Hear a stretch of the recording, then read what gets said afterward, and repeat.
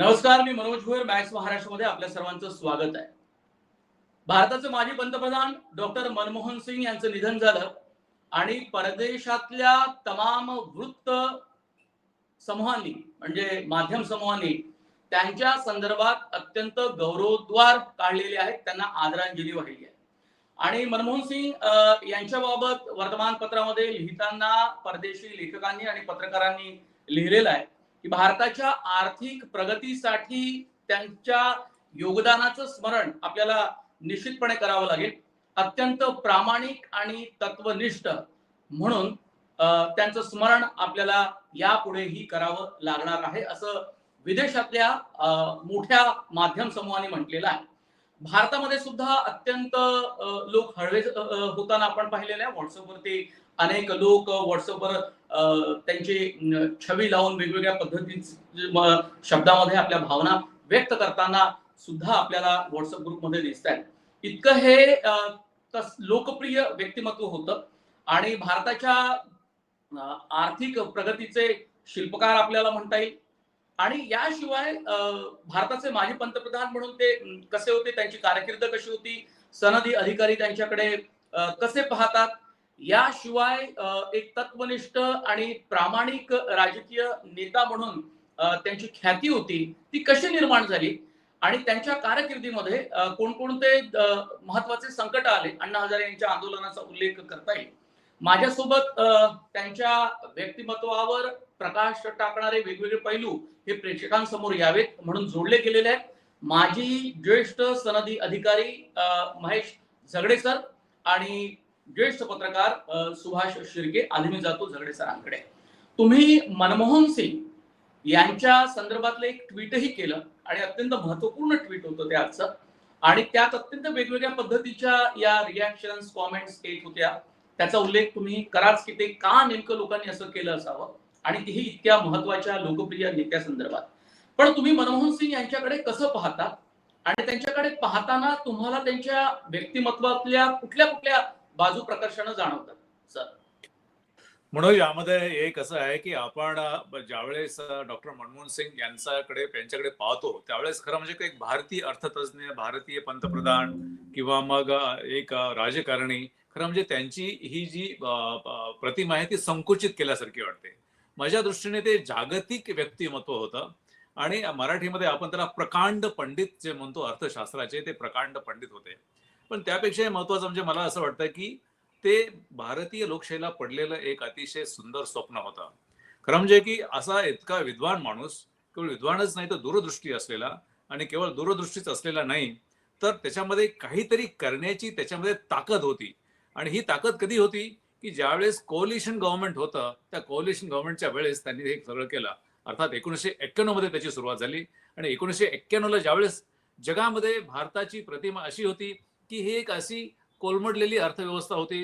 यापूर्वी आपल्याला माहिती का बॅलन्स ऑफ पेमेंटची परिस्थिती वाईट होती, सोनं गहाण ठेवायचं वगैरे असे सगळे प्रकार होते. पण ज्या वेळेस या माणसाने अर्थ मंत्री म्हणून कारभार हाती घेतला त्यावेळेस त्यांनी या देशाला तुमचं लायसन्स राज जे म्हणतो आपण ते बंद केलं आणि मग जागतिक पातळीवरती एक आर्थिक महासत्ता, अलीकडे आपण खूप बोलतो आर्थिक महासत्ता होणार, आर्थिक महासत्ता, पण त्याची खरा जो बेस केला, त्याचं फाउंडेशन जे आहे ते केवळ त्यांनी मांडलं. अर्थात याच्यामध्ये सगळ्यात महत्वाची गोष्ट अशी आहे की तुम्ही जरी अर्थमंत्री असला आणि तुमच्याकडे खूप चांगल्या त्याच्या प्रकारच्या तुमचे थेअरीज असल्या, त्याच्याकडे फॉर्म्युले असले, तरी त्यावेळेसच्या कॅबिनेटला सांगणं, त्यावेळेसच्या सत्तेतल्या पक्षाला सांगणं, त्यांच्या गळी उतरवणं, आणि ही एक फार मोठी कला आहे. ब्युरोक्रेसीमध्ये मला माहिती आहे की अधिकारी किती चांगला असला आणि राजकारण्यांनी किंवा तुमच्यानी ऐकलं नाही तर ते मुश्किल होतं. तसंच मनमोहनच्या यांच्या बाबतीमध्ये सुद्धा त्यांनी कितीही जे मोठे अर्थशास्त्री असले तरी त्यांना अर्थमंत्री म्हणून हे त्यावेळेसच्या पंतप्रधानांना आणि कॅबिनेटला त्यांच्या गळी उतरवणं आणि त्याची अंमलबजावणी करणं, हे मी म्हणतो की माझ्या दृष्टीने सगळ्यात महत्वाचे आहे. जे ते केवळ विद्वान नव्हते तर विद्वत्तेचा फायदा लोकांना नेण्यासाठी जे जे काही करावं लागतं आणि हे करताना मग अतिशय शांतपणे डोक्याने. आपल्याकडे खूप फिलॉसॉफीज आहेत पण त्यातली एक चांगली फिलॉसॉफी म्हणजे स्टॉइसिझम. मराठीत त्याला शब्द मला माहिती नाही, पण स्थितप्रज्ञता. तर स्थितप्रज्ञता मला फक्त स्टॉइसिझमचा एक माणूस आठवतो की मार्कस ऑरेलियस हा रोमन एम्परर होता. पण अलीकडच्या काळामध्ये राजकारणातला, जागतिक राजकारणातला स्थितप्रज्ञ स्वायत्त, म्हणजे अतिशय मितभाषी, अतिशय शांत, पण आपलं काम करणारा, अतिशय अगदी वाईट परिस्थितीमध्ये सुद्धा अशी होय. त्यांची प्रतिमा आहे. मला वाटतं की म्हणून अगदी. भारतासाठी सर मी पुन्हा एक तुम्हाला चांगलं जोडून घेणार प्रकारचं आहे. झगडे सर, तुमचं नेटवर्क जातं येत आहे. कदाचित वायफायची कनेक्टिव्हिटी नीट नसेल आणि ते आपल्या हातातही नाही. एक थोडा एक तुम्हाला वेळ देतो, त्यानंतर मी तुमच्याकडे पुन्हा येतो आणि तुमचं जे म्हणणं आहे ते अत्यंत महत्वाचं आहे. मी सुभाष शिर्के यांच्याकडे जातो तोपर्यंत. 2004 साली इंडिया शायनिंगचा डंका वाजवला गेला आणि तो वाजला नाही असा प्रयत्न केला गेला आणि त्यानंतर काँग्रेसचं सरकार आलं. काँग्रेस म्हणजे युपीएचं, आणि डॉक्टर मनमोहन सिंग हे देशाचे पंतप्रधान झाले आणि ते देशाचे पंतप्रधान झाले. ते होतील अशी शक्यता खूपच कमी होती, पण सोनिया गांधी यांनी तो निर्णय घेतला.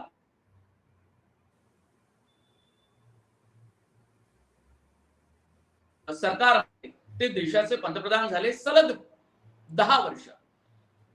सुभाष, तुम्ही कसं पाहता डॉक्टर मनमोहन सिंग यांच्या राजकीय नेतृत्वाकडे पंतप्रधान म्हणून सुद्धा? मनमोहन सिंग यांचे देशावरती खूप मोठे उपकार आहेत, कारण त्यांनी जे 1991 ला अर्थव्यवस्था खुली केली आणि ही अर्थव्यवस्था खुली केल्यानंतर मोठ्या प्रमाणावरती भारताची पूर्ण एकंदरीत रूपच आहे ते पालटून गेलं आणि भारतामध्ये मोठ्या प्रमाणावरती ज्याला विकास आपण म्हणता येईल अशा प्रकारचा खरोखर शाश्वत विकास जो आहे तो व्हायला इथं सुरुवात झाली. मोठ्या प्रमाणावरती मध्यमवर्ग इथं वाढला आणि मोठ्या प्रमाणावर रोजगार इथे निर्माण झाले आणि एकंदरीत आपण बघतोय की दारिद्र्य रेषेतून लोकांना जर बाहेर आणायचं असेल तर त्यासाठी जो काही उपाययोजना करायची असेल त्या अर्थमंत्री म्हणून आणि नंतर मग पंतप्रधान म्हणून त्यांनी केल्या. त्यांच्या कारकिर्दीमध्ये पंतप्रधान ते असताना मोठ्या प्रमाणावरती जी संविधान मजबूत करण्यासाठी आणि लोकांना जास्तीत जास्त अधिकार देण्यासाठी राईट टू इन्फॉर्मेशन असेल, राईट टू म्हणजे रोजगार हमीचा जो कायदा आहे तो महाराष्ट्राचा तो देशभरात त्यांनी लागू केला.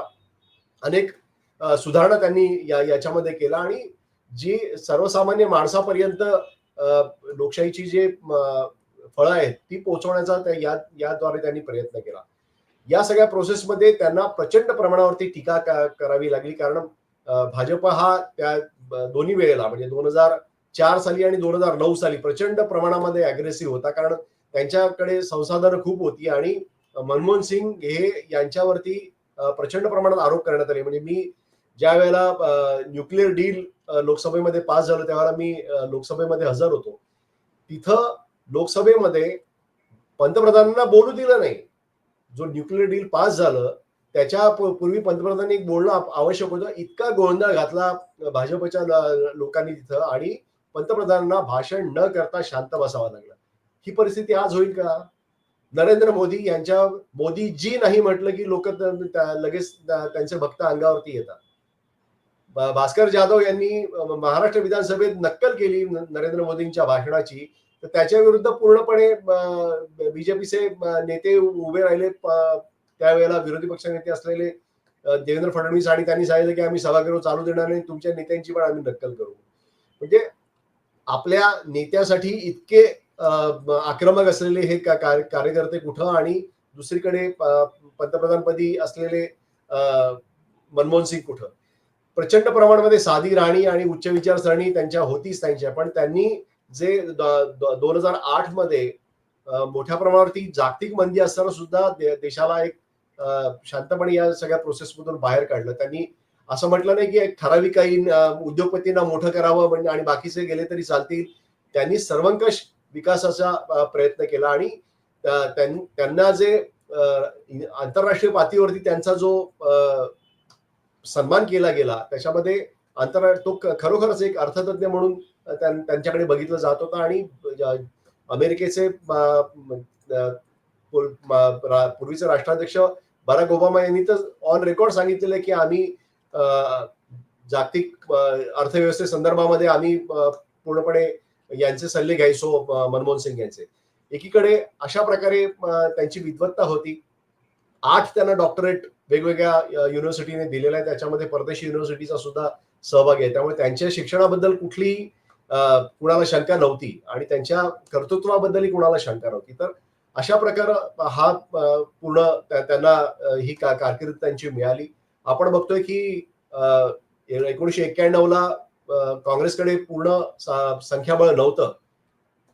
वर्किंग मेजॉरिटी ही कॉन्सेप्ट त्यावेळेला काँग्रेसने तिथं मांडली आणि पूर्ण बहुमत 272 संख्या त्यांच्याकडे नसताना सुद्धा सरकार त्यांनी चालवलं आणि तिथं पी व्ही नरसिंहराव हे ठामपणे उभे राहिले या सगळ्या प्रोसेसमध्ये मनमोहन सिंग यांच्या बाजूनं आणि त्यामुळं भारत एक मोठा स्थित्यंतर आर्थिकदृष्ट्या स्थित्यंतर भारताने त्यावेळेला करवलं हे आपण इथे लक्षात घेतलं पाहिजे. म्हणजे राजकीय इच्छाशक्ती असेल तर काय होऊ शकतं याचं मनमोहन सिंग आणि पी व्ही नरसिंहराव हे अतिशय उत्तम उदाहरण आहे.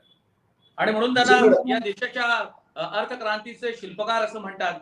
मी झगडे सरांकडे जातो. झगडे सर, आवाज येतोय माझा नीट? का मला येतो, व्यवस्थित आवाज येतो. तुम्ही माजी सनदी अधिकारी म्हणून त्यांच्या प्रशासकीय कौशल्याकडे कसं बघता? म्हणजे अनेकदा त्यांना नरेंद्र मोदींची जेव्हा 2014 पासूनची जी काही सुरुवात झाली प्रचाराची आणि नंतर ते मग भारताचे पंतप्रधान सुद्धा झाले, पण त्या अगोदर त्यांनी प्रचंड मोठ्या प्रमाणात टीका केली होती मनमोहन सिंग यांच्याकडे की ते रबर स्टॅम्प असलेले पंतप्रधान आहेत. याशिवाय गुंगी गुडिया म्हणून जसं सोनिया गांधींना हिणवलं जायचं विरोधी पक्षांकडून म्हणजे भाजपकडून, तसंच पंतप्रधान मनमोहन सिंग यांच्या संदर्भात सुद्धा अशीच टीका व्हायची की ते सोनिया गांधी म्हणतील तसं करतील किंवा पक्षाचे नेते म्हणतील तसंच ते वागतील. पण यात काही पूर्णपणे तथ्य नव्हतं. काही अंशी असेलही. त्यांचा स्वभाव असा खूप विरोध करण्याचा किंवा असा कडवा विरोध नव्हता. शांत, संयमी, तत्वनिष्ठ, प्रामाणिक असंच त्यांचं व्यक्तिमत्व होतं. असं असताना प्रशासकीय कौशल्य त्यांच्याकडे कसं होतं? कारण अनेक मोठ्या सगळ्या सनदी अधिकाऱ्यांशी एकाच वेळी त्यांना बोलावं लागायचं, धोरणं समजून सांगावी लागायची, त्यांना काही गोष्टी कन्व्हिन्स कराव्या लागायच्या. सर मनोज, यामध्ये की मनमोहन सिंग हे खरं प्लेटोच्या भाषेमध्ये फिलॉसॉफर किंग हे, आणि फिलॉसॉफर किंग ज्यावेळेस असतील, तत्ववेत्ते ज्यावेळेस राजे बनतात, ते त्याच्यावरती खरं म्हणजे ते जनतेने पूर्णपणे त्यांच्यावरती विश्वास टाकण्यासारखे असतात, अन्य कोणीही नाही. आणि त्या पठडीत बसणारे मनमोहन सिंग होते. अर्थात त्यांच्या शब्दाला नोकरशाहीमध्ये प्रचंड मोठी किंमत होती, कारण ते नोकरशाहीचं आणि राजकीय क्षेत्राचं असं एक मिलन झालेलं होतं. आणि त्यांच्यावरती जी टीका होत होती की राजकीय लोकांचा दबाव असायचा त्याच्यामुळे करायचं, पण मला वाटतं की नोकरशाहीला हे कौशल्याने कसं हाताळायचं हे त्यांना चांगलं पारंगत होतं. आता याच्यामध्ये त्यांचा मला ज्यावेळेस एक अनुभव आला आणि अतिशय महत्वाचा आहे.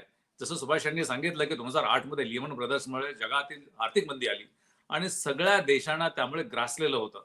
भारताला त्यावेळेस खरं म्हणजे की अतिशय वाईट परिस्थिती झाली असती, कारण आपली अर्थव्यवस्था तशी क्षीण अशी अर्थव्यवस्था जगामध्ये असते. त्यावेळेस त्यांनी ज्या पद्धतीने या देशाला वाचवलं आणि त्याचे परिणाम आजही चांगले आपण हे करतो आहोत आणि त्याच्यामुळे देशाची इकॉनॉमी ही मोठ्या प्रमाणात सुधारली. मला एक अनुभव मला एक असं आठवतो की 2009 मध्ये मी पुणे महानगरपालिकेचा आयुक्त होतो.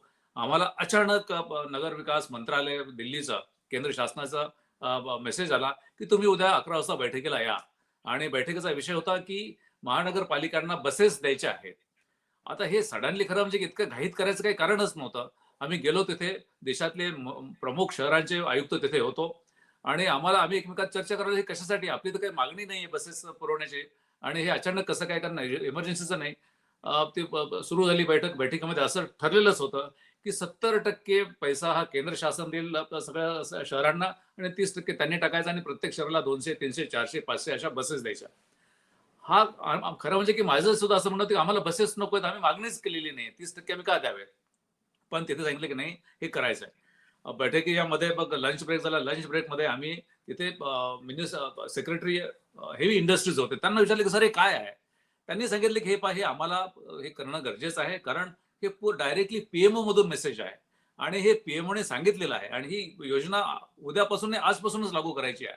मग त्यांना समजून सांगितलं की जर देशाची अर्थव्यवस्था करायची, त्यांनी खूप प्रचंड मोठ्या प्रमाणात कार्यक्रम जाहीर केलेले आहेत आणि याच्यामध्ये एक कार्यक्रम असा आहे की जे हेवी इंडस्ट्रीज आहेत त्या हेवी इंडस्ट्रीज चालू ठेवायच्या, ज्याच्यामुळे की तुमचा हा जो रिसेशनचा दुष्परिणाम आहे त्यांच्यावरती होऊ नये, कामगारांना ले ऑफ मिळू नयेत आणि खालचे जे सगळे व्यवहार आहेत ते चालू राहावेत. आणि ते चालू ठेवायचे असतील तर मग बसेस ह्या हेवी इंडस्ट्रीमध्ये आहेत आणि त्याच्यामुळे त्यांचं सुद्धा व्यवहार सुरळीतपणे चालू राहतील. आणि अशा पद्धतीने केवळ या क्षेत्राचा आम्हाला तो अनुभवला, पण अशा प्रत्येक क्षेत्रामध्ये त्यांनी वैयक्तिकरित्या विचार करून हे केलं होतं. अर्थात त्यानंतर बसेस देशभर पुरवल्या. बसेसची गरज होतीच याच्यासाठी की सार्वजनिक वाहतूक व्यवस्थेसाठी, पण केवळ तुम्हाला ह्या रिसेशनचा, आर्थिक मंदीचा फायदा तोटा कसा होऊ नये देशाला, या दृष्टीने ज्या अनेक गोष्टी केल्या त्याच्यामध्ये आम्ही प्रत्यक्षात पाहिलेली गोष्ट होती. त्यामुळे मला वाटतं की हा माणूस स्वतः विचार करून, नॉर्मली कसं असतंय की खाली नोकरशाहीकडून काही प्रस्ताव जातात आणि मग त्याच्यावरती विचारमंथन होतं आणि मग राजकीय नेतृत्व त्याच्यावर ते निर्णय घेत किंवा ते नामंजूर करतं. इथे असं होतं की हा माणूस इतका तगडा होता वैचारिक बैठकीचा, की त्यांना प्रत्येक ऍग्रीकल्चर असेल, शेती असेल किंवा सामान्यांचे प्रश्न असतील किंवा तुमचे शिक्षण असेल, त्यांच्या कारकिर्दीमध्ये ज्या ज्या काही धोरणं राबवण्यात आली, खरं म्हणजे की त्याची जास्त चर्चा झाली नाही.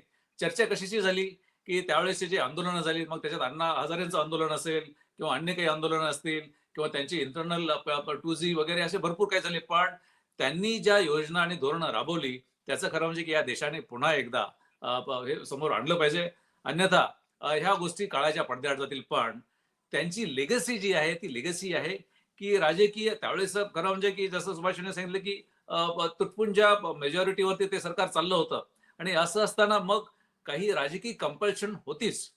आणि अशी राजकीय कंपल्शन असताना महत्वाची धोरणं देशासाठी आणणं आणि ती धोरणं राबवणं, मला वाटतं की हे जे त्यांचं कौशल्य होतं ते नोकरशाह, त्यांच्या अंतर्गत असलेला नोकरशाह हा आणि नोकरशाहीचे ते कौशल्य होतं, त्याचा फायदा हा देशाला झाला. अगदी जी. मी पुन्हा तुमच्याकडे येईनच. थोडा नेटवर्कचा प्रॉब्लेम आहे. पवन, जरा सरांसोबत एकदा बोलून घ्या. माझे सहकारी आहेत, तांत्रिक मदत करणारे. तर पवन तुमच्याशी बोलून घेईल. काही नेटवर्कचा प्रॉब्लेम होतो. मी सुभाष शिर्के यांच्याकडे जातो. जगडे सरांनी ज्या आंदोलनाचा उल्लेख केला आणि मीही त्याचा प्रास्ताविकेमध्ये माझ्या उल्लेख केला होता. अण्णा हजारे यांनी त्यांच्या निधनानंतर त्यांना आदरांजली वाहिली आणि खूप गौरवोद्गार काढलेले आहे. पण त्याच अण्णा हजारांच्या आंदोलनामुळे 2014 साली हो, हो. मी डॉक्टर मनमोहन अगोदरचं जे सिंग होतं ना, यांचं सरकार हे गेलं सुभाष. आणि हे सरकार गेलं, त्यामागे जी काही महत्वाची कारणं होती त्यात अण्णा हजारे यांचं आंदोलनही होतं. त्या अण्णा हजारांनी आज त्यांच्या संदर्भात खूपच चांगले शब्द काढलेले आहेत, गौरवोद्गार काढले. 2 बैठका त्यांच्यासोबत झाल्या आणि त्यांनी अत्यंत झटकन निर्णय घेतला आणि असा गतीने निर्णय घेणारा पंतप्रधान म्हणून त्यांचं कौतुक केलेलं आहे. पण त्या आंदोलनामुळे डॉक्टर मनमोहन सिंग खूप अस्वस्थ झाले होते आणि त्याच काळामध्ये भ्रष्टाचार हा फोफावला होता. भाजपनं त्या संदर्भातले अनेक आरोप केले. 2G स्पेक्ट्रम हा त्यातला अत्यंत महत्वाचा घोटाळ्याचा आरोप. अर्थात तो किती खरा ठरला हे नंतर आपल्याला माहित आहे. पण तरी सुद्धा भाजपचे राष्ट्रीय अध्यक्ष तत्कालीन नितीन गडकरी असो, नरेंद्र मोदी हे भाजपचे पोस्टर बॉय होते आणि त्यांनी देशभरात प्रचार केला आणि त्यावेळी काँग्रेसवरती त्यांनी खूप मोठ्या प्रमाणात आरोपही केले होते. पण डॉक्टर मनमोहन सिंग यांचा त्या घोटाळ्यामध्ये किती समावेश होता, त्यांचा सहभाग किती होता, त्यांनी असे कोणते निर्णय घेतले ज्यामुळे देशामध्ये भ्रष्टाचार फोफावला होता, त्याला काही ते कारणीभूत होते का? आणि मग अण्णा हजारांचं आंदोलन आणि त्या आंदोलनामुळे डॉक्टर मनमोहन सिंग हे खूप अस्वस्थ झालेले आपण पाहिले होते. सुभाष.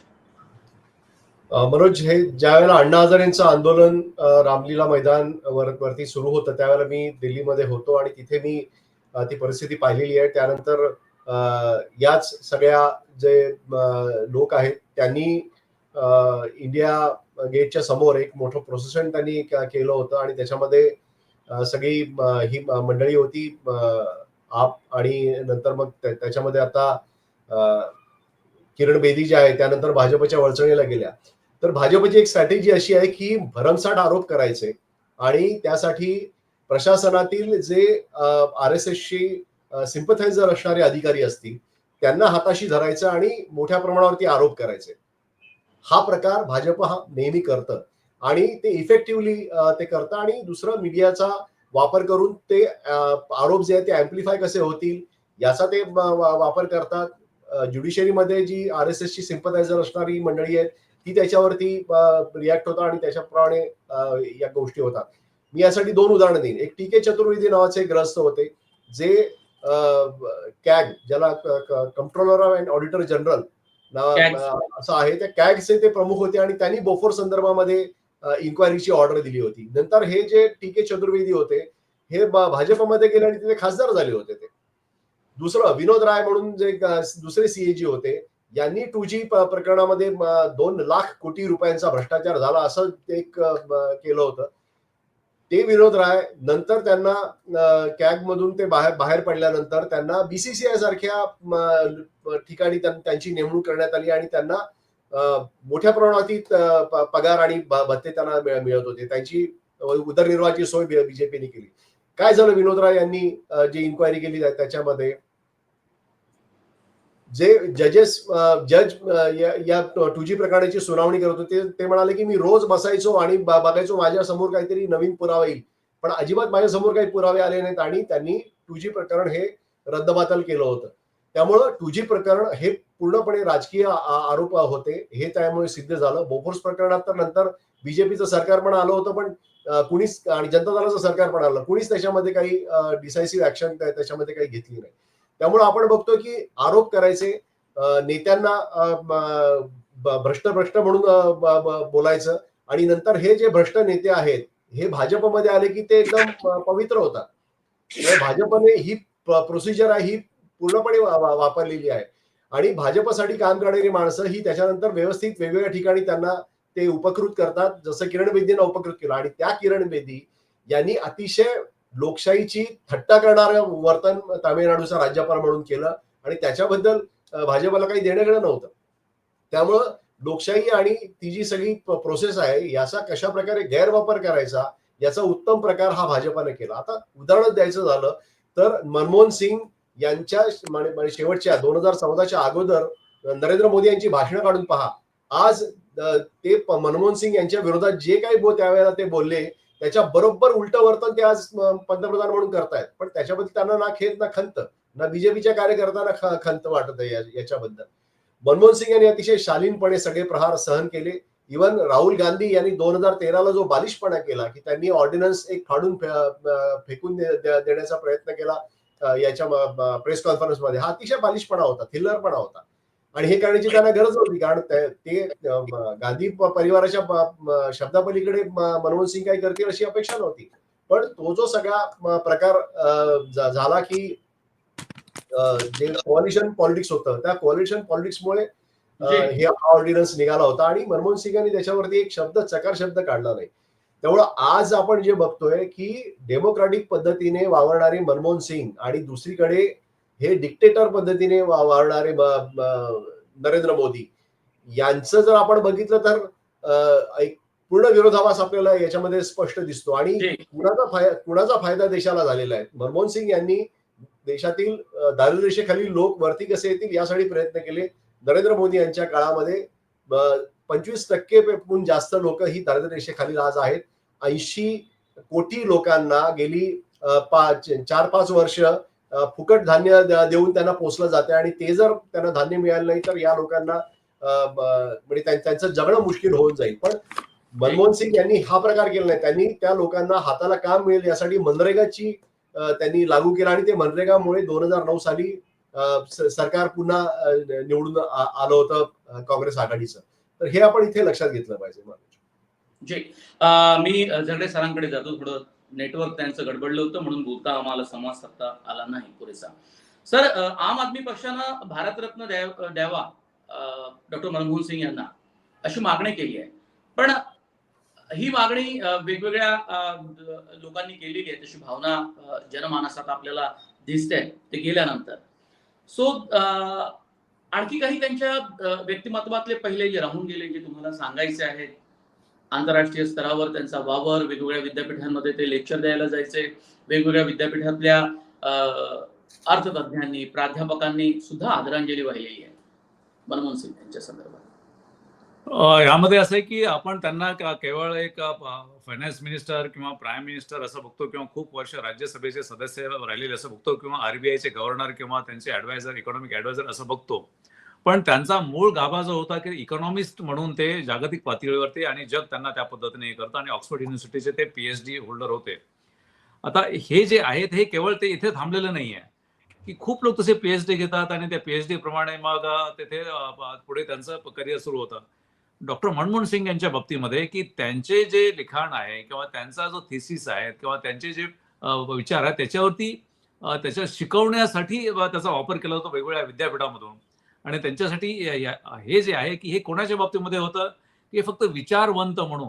त्यामुळे आपण नेहमीच जुने विचारवंत की ज्याच्यामध्ये अर्थतज्ञ अमुक होऊन गेले किंवा आणखी तत्ववेत्ते होऊन गेले, तर डॉक्टर मनमोहन सिंग हे त्या कॅटेगरीमध्ये जाणारे व्यक्तिमत्व आहे की या 20व्या आणि 21व्या शतकातले जगातले कोण विचारवंत होते आणि त्यामध्ये शास्त्रातले कोण विचारवंत होते. तर काही जी नावं येणार आहेत, प्रमुख 5-10 नावं येणार आहेत, त्याच्यामध्ये जाऊन बसणारं यांचं व्यक्तिमत्व होतं. दुर्दैवाने भारताने त्यांच्याकडे तसं पाहिलेलं नाहीये आणि खूप विचारवंत होता. पण त्या विचारवंताच्या बाबतीमध्ये काय होतं, की ते पुस्तकामध्ये राहतं. त्याचं कधी ॲप्लिकेशन होत नाही. डॉक्टर मनमोहन सिंगच्या बाबतीमध्ये त्यांचे जो रिसर्च होता, त्यांच्या ज्या थिअरीज होत्या किंवा त्यांचा ज्या पद्धतीने त्यांचं अर्थशास्त्राकडे पाहण्याचं किंवा देशाच्या पॉलिसीजच्या बाबतीमध्ये होतं, ते केवळ थिअरेटिकल सैद्धांतिक स्वरूपात नव्हतं, तर त्यांनी ते प्रत्यक्षात उतरवण्यासारखं होतं. आणि म्हणून मग या देशात आणि भारताची अर्थव्यवस्था ही केवळ भारताची अर्थव्यवस्था नसते. जागतिक अर्थव्यवस्थेचा तो एक महत्त्वाचा भाग आहे. कारण आपण जगाच्या जवळ-जवळ 17% लोकसंख्या आहोत आणि त्यामुळे याचे परिणाम, दुष्परिणाम जागतिक पातळीवरती होत असतात. आणि अशा 17% लोकसंख्या असलेल्या देशाच्या बाबतीमध्ये जी अर्थव्यवस्था सुदृढ करायची होती, ते त्यांच्या सैद्धांतिक ह्याच्यावरून होती. आणि म्हणून मला वाटतं की ह्या देशाने त्यांना ज्या पद्धतीने बघायला पाहिजे, की आंतरराष्ट्रीय पातळीचा एक विचारवंत 20व्या आणि 21व्या शतकातला तसा ते बघितलं. आता भारतरत्न खरं म्हणजे की द्यायला पाहिजे, नाही पाहिजे याच्यावरती होऊ शकतं. खरं तर ते त्याच्या पलीकडे गेलेले हे काही व्यक्तिमत्व असतात, की हे दिलं तरी काही फरक पडतो किंवा नाही दिलं तरी काही फरक पडत नाही. त्यामुळे मला वाटतं की ह्याच्यात डिबेटमध्ये जाण्यापेक्षा किंवा त्याचं क्रेडिट कोणी घ्यायचं किंवा द्यायचंच नाही किंवा त्याच्यामध्ये राजकारण आणायचं, यापेक्षा या पिढीला खरं म्हणजे की या पिढीला डॉक्टर मनमोहन सिंग समजणं गरजेचं आहे, की या देशामध्ये अशा प्रकारचे अर्थतज्ञ होऊन गेले. दुसरं मला एक आणखी सांगायचं की अशा लोकांना राजकारणामध्ये संधी देणारे सुद्धा राजकीय पक्ष आता गरजेचे आहेत. खरं म्हणजे की राजकीय पक्ष हे केवळ तुम्ही राजकारणामध्ये कोण मोठा, कोणाची किती ताकद आहे किंवा कोण मतं मिळवू शकतो, या पलीकडे जाऊन लोकशाही जर सुदृढ करायची असेल, तर अशी व्यक्तिमत्व राजकारणामध्ये आणून त्याचा फायदा करून घेणं गरजेचं आहे. ते केवळ पुस्तकातच राहून चालणार नाहीत किंवा ते केवळ याच्यामध्ये युनिव्हर्सिटीजमध्येच राहून चालणार नाहीत.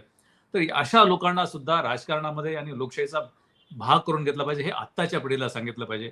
आता जी. राजकारण ज्या ज्या पद्धतीने चाललंय किंवा ज्या पातळीत चाललेलं आहे, मला वाटतं की मनमोहन सिंग हे त्यासाठी सुद्धा एक गरजेचे आहेत, की त्यांना खरं म्हणजे की आता पुन्हा एकदा नव्याने भारताला त्यांची ओळख करून दिली पाहिजे.